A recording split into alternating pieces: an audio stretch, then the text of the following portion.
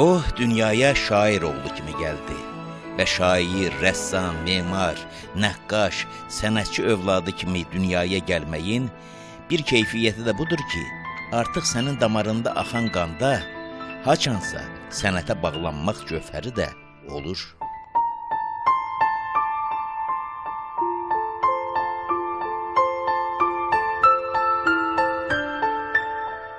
Etibar şair Adil Babayevin oğlu idi və Adil Babayev də 1940-cı illər Azərbaycan poeziyasında parlayan gənclərdən idi ki, artıq 1950-60-cı illərdə o mədəni mühitdə yetərincə tanınmış qələm sahiblərindən idi.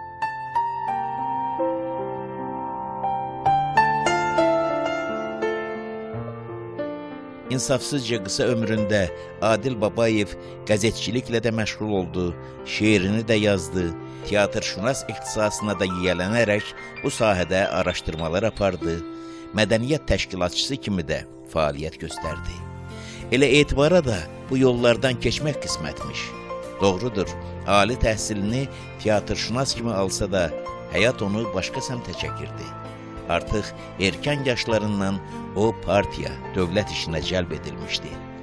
25 yaşında ikən Etibar Azərbaycan Kommunist Partiyası Mərkəzi Komitəsinin mədəniyyət şöbəsində təlimatçı kimi işə götürülmüşdü. Azacıq sonra isə Bakı Şəhər Partiya Komitəsinin Təbliğat, Təşviqat şöbəsinin müdiri təyin edilmişdi. Sovet 10 illəri idi. Gününə görə bunlar hər cavanın həsəd aparacağı, sabahki daha böyük yüksəlişlərdən xəbər verən irəliləyişlər idi.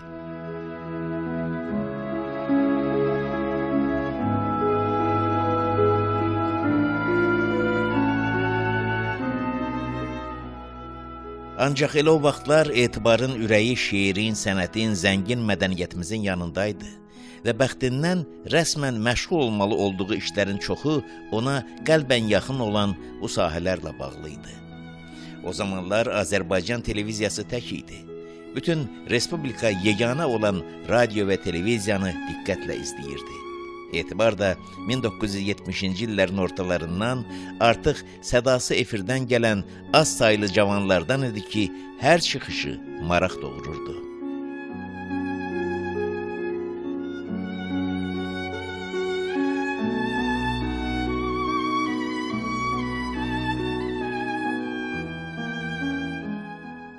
Siyasi gedişat çox şeylərin səmtini dəyişdi, dünya başqalaşdı.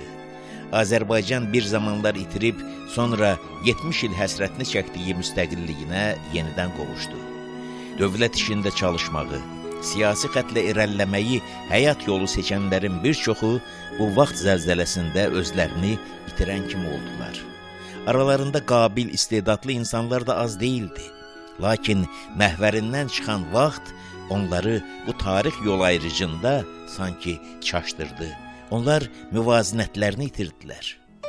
Etibarsa həmin təlatümlü dövrü sən deyən narahatlıq duymadan adlıya, yeni başlayan zamanın axarında da axtarılan, gərəkli, umulan ola bildisə, yenə səbəbi qələm idi, sənət idi.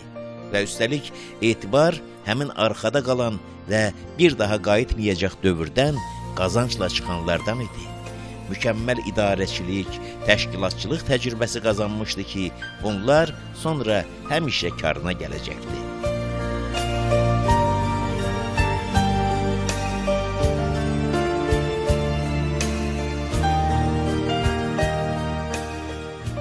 Yeni dövrün açdığı üfüqlərdən biri də bu idi ki, illərcə həsrətlisi olduğumuz Türkiyəyə ilk getgəllər başlandı. Sərhədlərin qapalı olduğu 10 illər boyunca dəstəyincə həsrət çəkmişdik. Ona görə də uzaqdan uzağa bir-birimizə münasibətimiz sevgiyə köklənmişdi, romantik ovqatlıydı. Ancaq 10 illərcə onlar ayrı, biz tamam başqa siyasi, iqtisadi cəmiyyət içərisində yaşamışdıq. Qardaş olsaq da fərqlərimiz çox idi. İlk ünsiyyətlərdəncə müəyyən xəyal qırıqlıqları da yaranmışdı.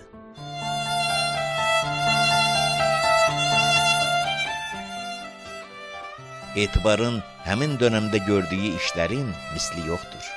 O, hazırladığı gözəl verilişlərlə çox sevdiyimiz, amma az tanıdığımız Türkiyəni, Göyçək İstanbulu bizə şeir, nəğmə, sənət qanatlarında bütün lətafəti ilə tanıtmağa, xalqlarımızı bir-birinə daha məhrəm etməyə nail oldu. Bu işləri görməyi ona tapşıran olmamışdı. Bütün bunları ürəyinin səsi, ağlının hökmü ilə edirdi. Vətənimə, xalqıma bugün bunlar lazımdır, bunu etmək gərəkdir səsi. Ona içərdən, qanından, aldığı tərbiyədən, böyüdüyü mühitdən gəlirdi. Ona görə də bütün bu işləri canbaşla yerinə yetirirdi. Və mahiyyətcə də bütün bunlarla ilk addımlarını atan müstəqilliyimizə, gənc dövlətimizə öz töhfələrini verirdi.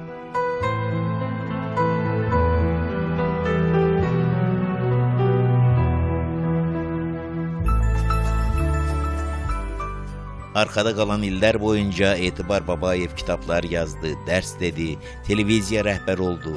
Elə gəncliyindəki kimi silsilə verilişlər hazırlamaqda davam etdi. Mədəniyyətimizin inkişafı və təbliği yolunda xidmətlərini göstərdi və yenə əvvəlki sədaqəti ilə həmin yolun yolçusudur. Sevdiyi yola, məsləkə, xalq üçün faydalı bildiyi işlərə bağlılıq, sədaqət Etibar Babayevə bir tərəfdən qanının tapşırığıdırsa, o biri yandan elə adının hökmüdür. Siz sözlərdəki hikmətə, cazibiyə, təlqin edici gücə inanın. Kim bilir, bəlkə indi xeyli uzaqlarda qalan 1950-ci ilin dekabr günlərində ona ilahi bəxşiş kimi nəsib olan balasına Etibar adını verən şair Adil Babayev övladına bağışladığı bu adın həm də həyatda yol göstərici olacağına inanırmış. Axı, onun sözlərin güc daşımasına inamını ifadə edən bir şeiri də var. Belə yazmışdı.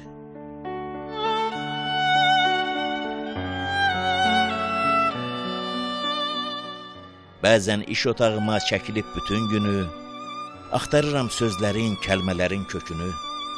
Öyrənmək istəyirəm diqqət ilə, səy ilə, sözlər necə yaranıb, hardan gəlibdir dilə. Lüğətlər kömək etmir, qamuslar gəlmir kara. Deyirəm öz-özümə, ürəkləri sən hara. Taleylər kitabında mənası var hər sözün, hər həsrətin, vüsalın, hər gecənin, gündüzün. Məncə, hər söz yaranıb bir arzudan, diləkdən, sözlər də məcrasını alır yanan ürəkdən.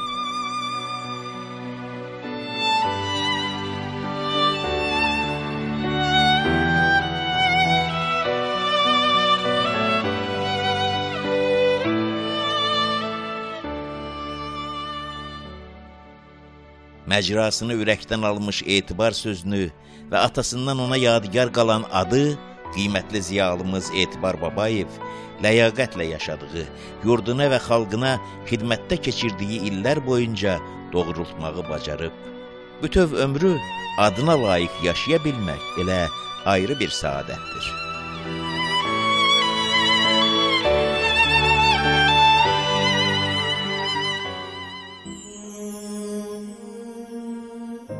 Adil Babaya ben dünyaya gelişimden tutmuş, çok şeyden borçluyum. Borçluyum ona göre ki onun atasız böyümüştü. Atasını vaxtilə repressiyalarında xalq düşməni kimi güllələmişdilər. Və onun deməli ki 56-cı ildə 1956-da tam bəraət verildi. Ona günahsızlığı bəlli oldu və təqaüd də kəsdilər. Amma atamın anası, mənim nənəm Xeyrənsə xanım gedib o təqaüdü almadı. Dedi, mən ərimin qan pulunu almaram.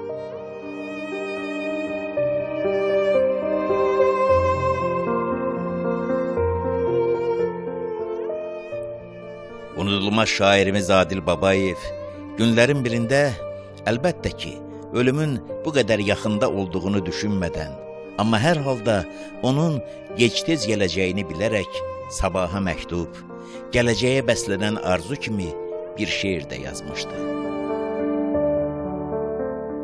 Qarlar, buzlar əriyəcək, çöllər yaşıl don giyəcək. Bir şair də mənim kimi öz yurduna söz deyəcək, mən dünyada olmayacaq. Ömrüm aya, günə sirdaş, ağarır saç, çoxalır yaş. Bircə kəlməm, bircə sözüm ürəklərdə qalaydı kaş, mən dünyada olmayam.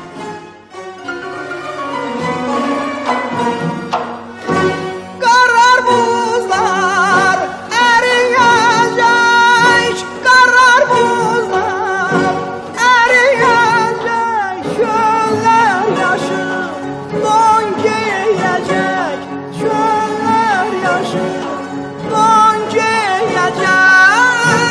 Bir şair də mənim kimi öz yoluna söz deyəcək, öz yoluna söz deyəcək. Mən dünyada olmayanda, mən dünyada olmayanda, mən dünyada olmayanda.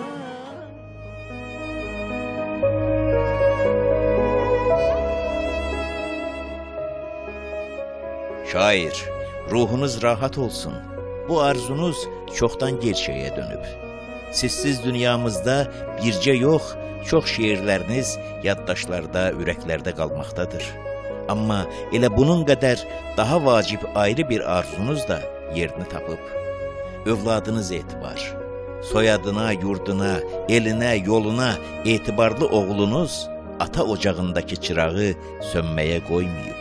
Sizi də yaşadıb və yaşadır, özü də istedadıyla, işıqlı əməlləri ilə, yazıb yaratdıqları ilə sevilənlər, seçilənlər qatarında layiqli yerini tutub.